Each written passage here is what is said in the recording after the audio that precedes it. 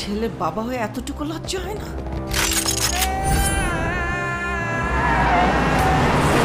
উনি একজন drug addicted.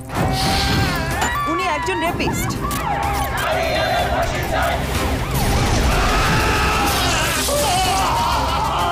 আপনার ছেলে একটা জানোয়ার।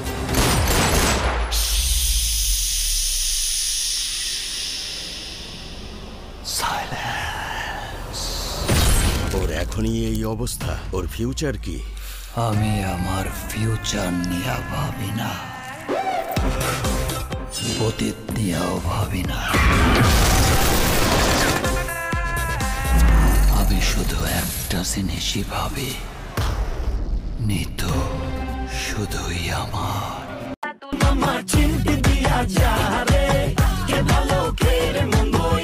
তোমাকে জানিয়ে দিলাম। কি জানিয়ে দিলাম? তোমাকে জানিয়ে দিলাম। দেখেছ? তোমাকে জানিয়ে দিলাম ও প্রিয়তমা,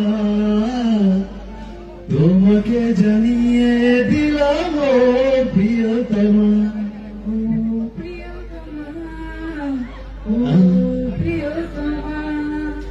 তুমি প্রিয়তমা, আমার প্রিয়তমা। তুমি যে আমার সাথে কখন করলে